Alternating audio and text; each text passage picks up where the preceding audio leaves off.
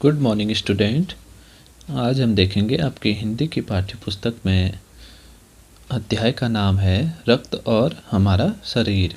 इससे पूर्व में मैंने इसके कठिन शब्दार्थ आपको लिखवाए थे।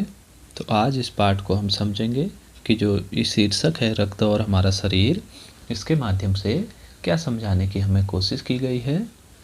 तो आइए देखते हैं। रक्त का मतलब होता है खून, जो हमारे शरीर में खून होता है, ब्लड होता है, और उसमें जो हमारा शरीर, तो इन दोनों का आपस में क्या संबंध है और खून का हमारे शरीर के लिए कितना महत्वपूर्ण यह हमारे लिए होता है, इस चीज़ को हम यहाँ से समझेंगे। तो जो कहानी है ये दो बच्चों की है, दिव्या और अनिल। जो अनिल है वो दिव्या का बड़ा भाई है, तो ये आपस में भाई बहन हैं। और क्या होता है, तो जो दिव्या है वह शुरू से ही कमज़ोर होती है थोड़ा, लेकिन इधर कुछ दिनों से मुझे हर समय थकान महसूस होती रहती है, मन किसी काम में नहीं लगता, भूख भी पहले से कम हो गई है। तो ये दिव्या को हो रहा था। अस्पताल में उसे डॉक्टर ने देखा तो कहा लगता है दिव्या के शरीर में रक्त की कमी हो गई है, मतलब खून की कमी हो गई है, जांच करा कर देखते हैं। यह कहकर उन्होंने दिव्या को रक्त की जांच के लिए पास के एक कमरे में भेज दिया। वहां अनिल को अपनी ही जान पहचान की डॉक्टर दीदी दिखाई दी। अनिल दिव्या का बड़ा भाई था, अपनी बहन को हॉस्पिटल लेके गया था। तो वहाँ बताया कि इसे खून की कमी हो रही है, रक्त की कमी है, इसलिए कुछ जांच करानी पड़ेगी। तो वहाँ जो अनिल जब अंदर गया तो उसे अपनी पहचान की डॉक्टर दीदी दिखाई दी। जो डॉक्टर थी उसके पहचान की थी। तो डॉक्टर दीदी ने कहा, कहो अनिल कैसे आना हुआ। तो अनिल ने बताया कि दिव्या को खून की जांच के लिए आपके पास भेजा है। इतना ही सुनते ही डॉक्टर दीदी ने दिव्या की उंगली से रक्त की कुछ बूंदें एक छोटी सी शीशी में डाल दी और स्लाइड पर लगा दी। ठीक है, स्लाइड छोटी सी एक जिसे हम परख नली कहते हैं, हिंदी में परख नली होती है, जिसके अंदर ब्लड को, खून को डालकर उसकी जांच की जाती है। और वह फिर अनिल से बोली, अनिल तुम कल अस्पताल से रिपोर्ट ले जाना, तुम आज ब्लड दे जाओ और कल को रिपोर्ट ले जाना, इस तरीके से उसने कहा।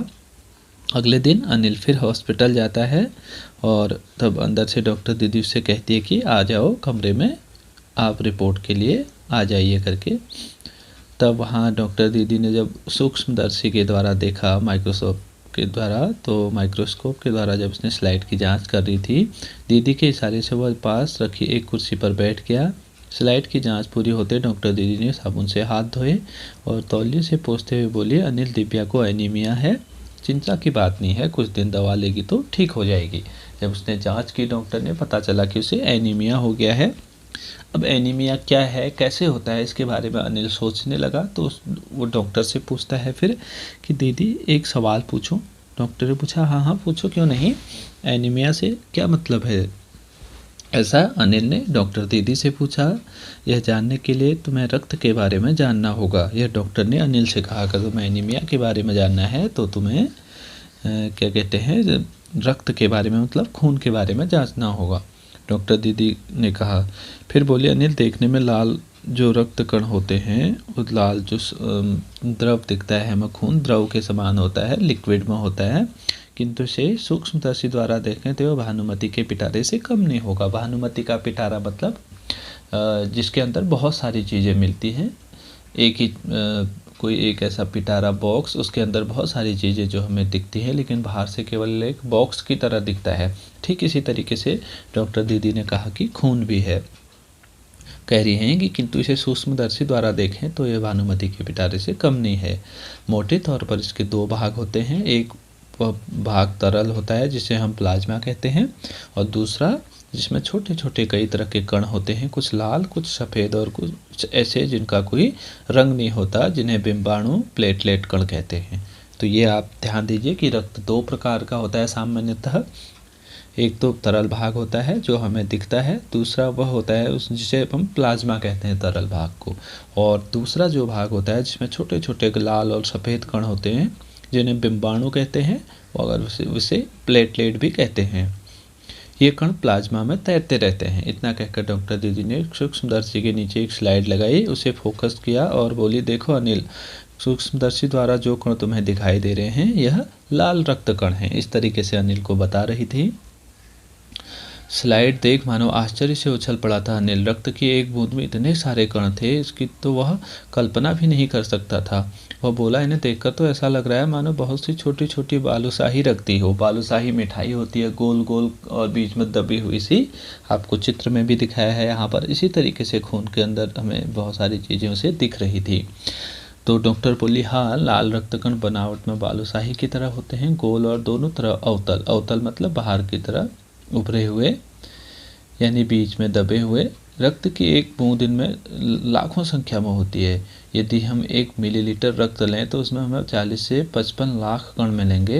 इनके कारण ही हमें लाल जो रक्त लाल होता है उसका रंग हमें इस तरीके का दिखता है, ऐसा डॉक्टर ने बोला। ये कण शरीर के लिए दिन रात काम करते हैं। सांस लेने पर साफ हवा से जो ऑक्सीजन तुम प्राप्त करते हो उसे शरीर के हर हिस्से में पहुंचाने का काम इन कणों का ही है, जो लाल रक्त कण होते हैं खून में। इनका जीवन काल लगभग 4 महीने होता है, मतलब 120 दिन तक ये हमारे शरीर में रहते हैं और फिर दोबारा नए बनते हैं। इस तरीके से डॉक्टर दीदी ने अनिल को बताया। 4 महीने के होते होते ये नष्ट हो जाते हैं, लेकिन एक साथ नहीं होते, धीरे धीरे कुछ आज होते हैं कुछ कल, इस तरीके से उसको बताया। तब तो कुछ ही महीनों में ये खत्म हो जाते होंगे, अनिल ने कहा। यह सुनकर डॉक्टर दीदी मुस्कुरा उठी, बोली, ऐसा नहीं होता। शरीर में हर समय नए कण बनते हैं जो नष्ट कणों का स्थान ले लेते हैं। हड्डियों के बीच के भाग मज्जा में ऐसे बहुत से कारखाने होते हैं। इस तरीके से उसको बता दी। हड्डियाँ के बीच में मज्जा मतलब जो मसल्स होती हैं उनके बीच ऐसे बहुत से कारखाने, मतलब जहाँ पे लाल रक्त कण बनते हैं वो होते हैं। इनके लिए कारखानों में प्रोटीन, लौह तत्व और विटामिन रूपी कच्चे माल की ज़रूरत होती है। अर्थात कच्चा माल जो हम शरीर में भोजन करते हैं वो अंदर जाके इन कणों में परिवर्तित होता है। इस तरीके से डॉक्टर दीदी ने अनिल को बताया और फिर पूछा, यह पौष्टिक आहार लेते हो तुम? ये प्रोटीन, लौह तत्व, विटामिन लेते हो? हरी सब्जी, फल, दूध, अंडा और गोश्त में ये तत्व उपयुक्त मात्रा में होते हैं। इस तरीके से उनको बता रही थी। आगे कहा, यदि कोई व्यक्ति उचित आहार ग्रहण नहीं करता तो इन कारखानों को आवश्यकता अनुसार कच्चा माल नहीं मिल पाता। नतीजा यह होता है कि रक्त कण नहीं बन पाते हैं, रक्त में इनकी कमी हो जाती है और लाल कणों की कमी को ही एनीमिया कहते हैं। तो ये अब जाके हमने जाना कि एनीमिया क्या होता है। जब ब्लड में लाल कणों की कमी हो जाती है तो एनीमिया हो जाता है। तो क्या संतुलित आहार लेने मात्र से हम एनीमिया से बचे रह सकते हैं? अनिल ने सवाल किया फिर से। डॉक्टर बोली, हाँ, यह कहना काफ़ी हद तक सही होगा। यूँ तो एनीमिया बहुत से कारणों से हो सकता है, किंतु हमारे देश में इसका सबसे बड़ा कारण पौष्टिक आहार की कमी है। इसके अलावा इस रोग का एक और बड़ा कारण है पेट में कीड़े हो जाना। ये कीड़े प्रायः दूषित जल और खाद्य पदार्थों द्वारा हमारे शरीर में प्रवेश करते हैं। अतः इनसे बचने के लिए यह आवश्यक है कि हम पूरी सफाई से बनाए गए खाद्य पदार्थ ही ग्रहण करें। अर्थात जो भी गंदगी वाली चीज़ें हैं उन्हें हमें धोकर खाना चाहिए, सब्जियों को धोकर हमें प्रयोग करना चाहिए। इस तरीके से डॉक्टर बता रही थी। और उस आगे उन्होंने कहा कि भोजन से पूर्व भी हाथ अच्छी तरह से धो लेने चाहिए।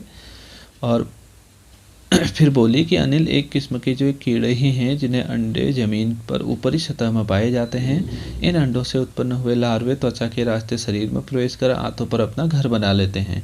इनसे बचने का सहज उपाय है कि शौच के लिए हम शौचालय का प्रयोग करें और इधर उधर नंगे पैर न घूमें। फिर आगे अनिल बोला, दीदी, यह तो बहुत ही महत्वपूर्ण बात बताई आपने। वह पल भर सोच में डूबा रहा, फिर बोला, आपने बताया था कि रक्त में सफ़ेद कण और बिंबाणु प्लेटलेट भी होते हैं, शरीर में उनका क्या काम है? तो दीदी बोली, सफ़ेद कण वास्तव में हमारे शरीर के वीर सिपाही हैं। अभी तक लाल रक्त कणों की बात हो रही थी, अब बता रही है कि सफ़ेद रक्त कण जो होते हैं तो वो क्या करती हैं, वाइट सेल्स जब रोगाणु शरीर पर धावा बोलने की कोशिश करते हैं तो सफ़ेद कणों से डटकर मुकाबला करते हैं। जहाँ तक संभव हो पाता है रोगाणुओं को भीतर घर नहीं बनाने देते हैं।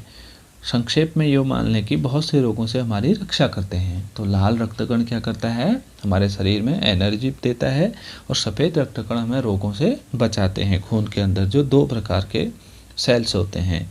और बिंबाणुओं का काम है चोट लगने पर रक्त जमाव क्रिया में मदद करना। रक्त के तरल भाग प्लाज्मा में एक विशेष किस्म की प्रोटीन होती है जो रक्तवाहिका के कटी फटी दीवार में मकड़ी के जाले के समान एक जाला बुन देती है। बिंबाणु इस जाले से चिपक जाते हैं और इस दीवार में आई दरार भर जाते हैं, जिससे रक्त बाहर निकलना बंद हो जाता है। कह रहे हैं कि जब शरीर में चोट लगता है तो बिंबाणु क्या करते हैं, यही जो सफ़ेद और लाल होते हैं, ये आपस में एक दीवार की तरह काम करते हैं, ताकि खून को बाहर आने से उस जो तरल द्रव है हमारे शरीर में, उसे बाहर आने से रोका जा सके। फिर अनिल बोला, दीदी लेकिन घाव गहरा हो तो खून बहता ही चला जाता है। फिर डॉक्टर ने बोला, हाँ, ऐसे समय में उस व्यक्ति को जल्दी से जल्दी डॉक्टर के पास ले जाना चाहिए। ज़रूरत पड़ने पर ऐसी स्थिति से निपटने के लिए कुछ टाँके भी लगाने पड़ सकते हैं, किंतु डॉक्टर के पास पहुंचने तक के समय में चोट के स्थान पर कसकर एक साफ कपड़ा बांध देना चाहिए। दबाव पड़ने से रक्त का बहना कम हो जाता है, जो इस व्यक्ति के लिए काफ़ी लाभप्रद सिद्ध हो सकता है, किंतु अगर बहुत अधिक रक्त बह जाए तो उसे रक्त चढ़ाने की भी ज़रूरत पड़ सकती है, दीदी ने समझाते हुए कहा। इस तरीके से एक बच्चे को, अनिल को समझा रही थी डॉक्टर दीदी। अनिल ने कहा, क्या ऐसे समय में किसी भी व्यक्ति का खून काम आ सकता है? दीदी बोले, अनिल, हर किसी का रक्त एक सा नहीं होता। कुछ सफ़ेद गुणों के आधार पर रक्त को 4 मुख्य वर्गों में बांट दिया गया है। ज़रूरत व्यक्ति के रक्त समूह की जांच करने के बाद ही उसे रक्त समूह का रक्त चढ़ाया जाता है, लेकिन ज़रूरत के समय यदि उस रक्त समूह का कोई व्यक्ति मिले ही नहीं, तब? अनिल ने पूछा। तो आगे डॉक्टर बोली, ऐसी आपात स्थिति के लिए ही ब्लड बैंक बनाए जाते हैं। प्रायः हर बड़े अस्पताल में इस तरह के बैंक होते हैं, जहां सभी प्रकार के रक्त समूह का रक्त तैयार रखा जाता है, किंतु इन ब्लड बैंकों में रक्त का भंडार सुरक्षित रहे, इसके लिए आवश्यक है कि हम समय समय पर रक्तदान करते रहें। ऐसा डॉक्टर ने कहा कि हर अस्पताल में ब्लड बैंक, रक्त बैंक होते हैं, जो क्या करते हैं, वहाँ अलग अलग जो ब्लड ग्रुप होते हैं, हमारे रक्त समूह, उनका रक्त हमें हर समय वहाँ मिलता है, लेकिन यह तभी मिलेगा जब हम समय समय पर रक्तदान करेंगे। तो फिर जाके अनिल के मन में एक सवाल आया। उसने पूछा कि क्या मैं भी रक्तदान कर सकता हूँ? तो डॉक्टर बोली, नहीं, अभी तुम बहुत छोटे हो। 18 वर्ष से अधिक उम्र के स्वस्थ व्यक्ति ही रक्तदान कर सकते हैं। एक समय में उनसे लगभग 300 मिलीलीटर रक्त ही लिया जाता है। प्रायः यह समझा जाता है कि रक्तदान करने से कमजोरी हो जाएगी, किंतु यह विचार बिल्कुल निराधार है। हमारा शरीर इतना रक्त तो कुछ ही दिनों में बना लेता है। वैसे भी शरीर में लगभग 5 लीटर खून होता है। इसमें से यदि कुछ रक्त किसी ज़रूरतमंद व्यक्ति के लिए जीवन दान बन जाए तो इससे बड़ी बात क्या होगी?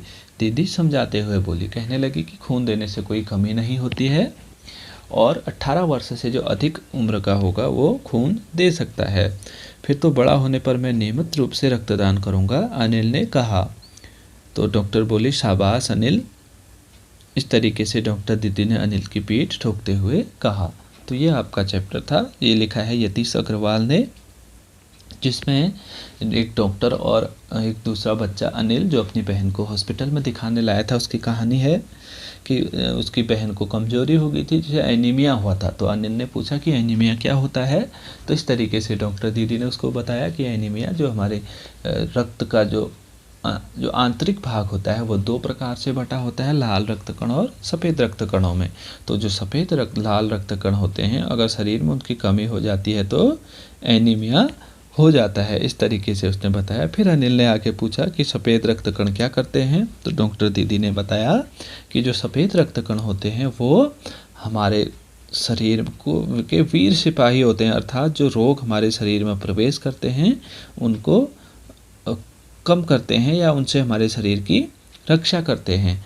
फिर आगे इसने पूछा कि रक्त किस तरीके से शरीर आदमी को रक्त चढ़ाया जाता है और कौन कौन से उसमें ग्रुप होते हैं। तो डॉक्टर दीदी ने बताया, रक्त को अलग अलग समूहों में बांटा जाता है और ज़रूरतमंद व्यक्ति को ही उसका रक्त चढ़ाया जाता है। हर किसी व्यक्ति को हम उसका खून नहीं चढ़ा सकते हैं। इस तरीके से उन्होंने बताया, और खून देने से शरीर में कोई कमी नहीं होती है, क्योंकि हमारा शरीर जल्दी ही उस कमी को पूरी कर लेता है। इस तरीके से इस पाठ के माध्यम से हमने पढ़ा कि शरीर का जो हमारा शरीर है उसमें खून का कितना महत्व है और वह किस किस काम आता है।